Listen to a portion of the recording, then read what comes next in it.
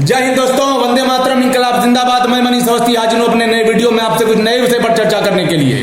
आप सभी ने मुझे इतना प्यार दिया, इतना स्नेह दिया, इतना सम्मान दिया, समर्थन दिया, उसके लिए मैं आपका बार बार ऋणी हूं, कृतज्ञ हूं। आपको तहे दिल से आभार प्रकट करता हूं। आप सभी पुण्य आत्माओं को, आप सभी महान आत्माओं को इस छोटी सी अहमियत का बार बार नमन है, वंदन है, अभिनंदन है साहब। जो आपने मुझे सुना, आपने मुझे तवज्जो दिया। मैं आज अपनी आज बात 4 लाइनों से प्रारंभ करूंगा और उसके बाद मैं आज एक दीवानी आजादी के परवानों में एक परवाना ऐसा था, एक लड़ाका ऐसा था, चंद्रशेखर आजाद, जिनके बारे में आज मैं कुछ लेकर आया हूं। मैं उनसे आपको परिचित कराऊंगा। आपने नाम तो बहुत सुना होगा साहब, लेकिन उनके बारे में आप नहीं जानते होंगे। आज मैं अपने गीत में सुनाऊंगा चंद्रशेखर आजाद जी के बारे में। तब तक 4 लाइनें सुनिएगा। शहीदों सूरवीरों की शहादत याद आती है, शहीदों सूरवीरों की शहादत याद आती है। गजब क्या लोग थे वो बादशाहत याद आती है। लुटा दी जिंदगी अपनी वतन के वास्ते हंसकर, वतन से उन शहीदों की मोहब्बत याद आती है, वतन से उन शहीदों की मोहब्बत याद आती है। सुनिएगा साहब, चंद्रशेखर आजाद जी की जीवनी का चित्रण मैं 3 भागों में करूंगा। इसके 3 वीडियो बनाऊंगा। पहला वीडियो यह है, इसको सुनिएगा, समझिएगा और लाइनें अच्छी लगे, मेरे द्वारा ये प्रस्तुत किया गया गीत आपको अच्छा लगे, मेरी लाइनें अच्छी लगे, तो मुझे आपका तहे दिल से समर्थन, आशीर्वाद, आपकी मोहब्बतें, आपकी दुआएं मिले, ऐसी मैं अपेक्षा करता हूं। सुनिएगा, ज्यादा बात ना करते हुए सीधे टॉपिक पर चलेंगे। कि जलती है आग जवानों में, जलती है आग जवानों में, सागर भी उफना करता है। पर्वत उठते हैं बाहों पर, पर्वत उठते हैं बाहों पर, कानन भी लहरा करता है, कानन भी लहरा करता है। तुम पूछ रहे किन में देखा, वे कौन जवान कहां पर है। जलती स्वतंत्रता की मसाल जिनकी बस एक जुबां पर है, जिनकी बस एक जुबां पर है।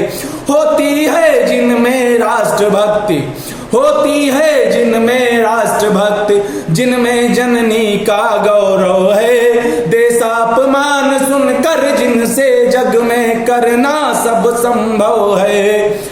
जब राष्ट्र पताका झुकती हो वे अपना शीश कटाते हैं। सम्मान राष्ट्र का रखने को धरती पर रुधिर बहाते हैं। उनकी अजब कहानी है, उनकी अजब कहानी है।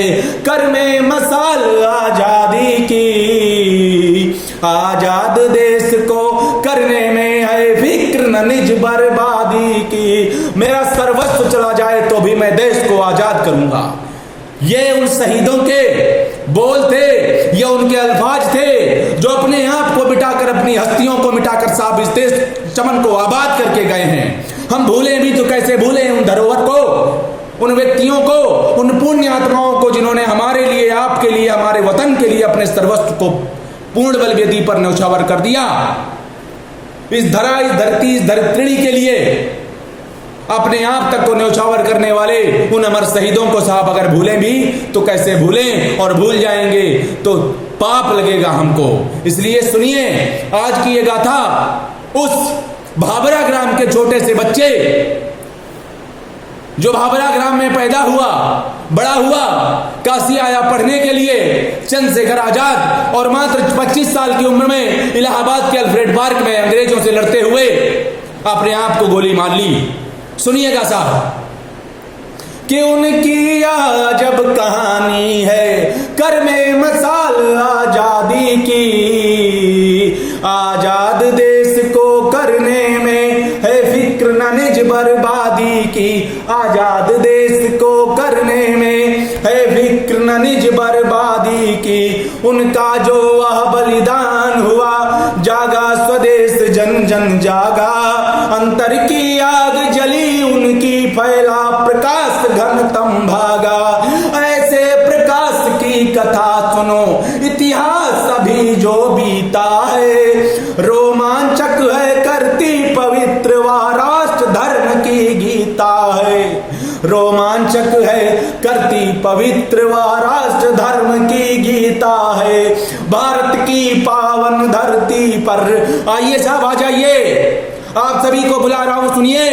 हमारे देश में अंग्रेजों के अत्याचार हमारे बच्चों, महिलाओं और बुजुर्गों पर ऐसी लाठियां बरसाते थे, गोलियां बरसाते थे, जीना मुश्किल हो गया था। 15 अगस्त 1947 के पहले हमारे देश की झांकी क्या थी, आइए आपको दिखाता हूं लाइनों में, सुनिएगा, जुड़िए मेरे से। आइए सुनिए अंग्रेजों की रणनीति क्या थी, हमारे पर अत्याचार क्या थे और हमारे शहीदों ने क्या किया है। भारत की पावन धरती पर तपता ब्रिटेन का शासन था, उस भारत पर जिसके ऊपर हिमगिरी का मुकुट सुहावन था, उस भारत पर जिसके ऊपर हिमगिरी का मुकुट सुहावन था। व्यापार और उद्योग सभी जनता से उसने छीन लिए, खेती जो करते थे किसान उनको भी साधनहीन किए, खेती जो करते थे किसान उनको भी शासनहीन किए। वह शासन क्या था, जादू था, वह शासन क्या था, जादू था, जो ढोंग न्याय के रचता था, लूटता मनोबल धन सारा, कुछ नहीं देश में बचता था। भूखी जनता, नंगी जनता शासन का बनी तमाशा थी, यह बोला करती हिंदी में उनकी अंग्रेजी भाषा थी, यह बोला करती हिंदी में उनकी अंग्रेजी भाषा थी। डूबे विलास में राजवंश थे अंग्रेजी के अनुयायी, अब जन्मभूमि के लिए स्वयं जनता ही लड़ने को आई। कितनों ने अपने प्राण दिए, बच्चों ने था बलिदान किया, रहकर फरार कितनों ने ही जीवन का नहीं बयान किया, रहकर फरार कितनों ने ही जीवन का नहीं बयान किया। लेकिन उस टाइम था क्या, जनता में नहीं निराशा थी, जनता में नहीं निराशा थी, वह उच्च मनोबल से लड़ती। जब तिलक और गांधी जैसे उसके अगुआ वह क्यों डरती, वे लोकमान्य श्री तिलक सदा शासन के बंदी रहते थे। है जन्म सिद्ध अधिकार हमें अपना स्वराज्य वे कहते थे, शासन का दमन चक्र सहते, शासन का दमन चक्र सहते। उनका शरीर जब जीर्ण हुआ, लेकर चरखा तब राष्ट्रपिता गांधी मेरा अवतीर्ण हुआ। कहता था बहिष्कार कर दो, क्या कहते थे हमारे गांधी बापू, कहता था बहिष्कार कर दो पहले विदेश के वस्त्रों का।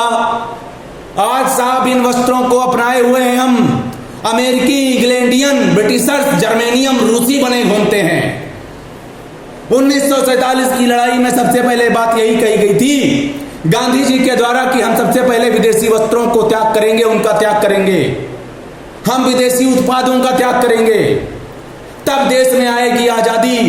हम दूसरे पर निर्भर ना होकर अपने आप पर आत्मनिर्भर जिस दिन हो जाएंगे, उस दिन हमसे बड़ा इस दुनिया में कोई नहीं होगा साहब। लेकिन तुम्हारी आदत पड़ गई है, हम तो दूसरों पर ही टिके रहते हैं जिंदगी भर।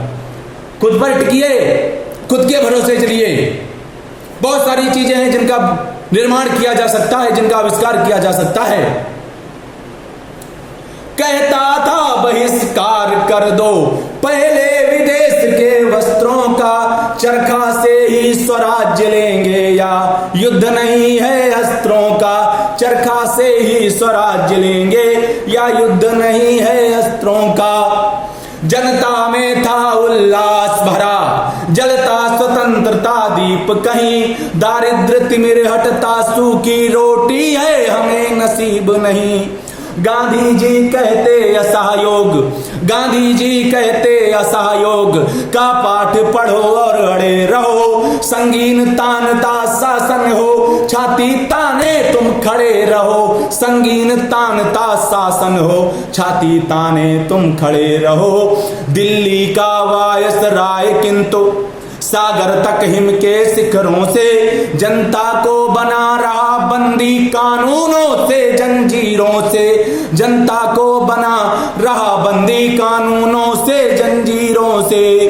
वंदे मातरम सुनाने पर आज बोलते हैं ना, वंदे मातरम, वंदे मातरम, वंदे मातरम, लेकिन तब नहीं बोल सकते थे क्योंकि अंग्रेजों की हुकूमत थी साहब।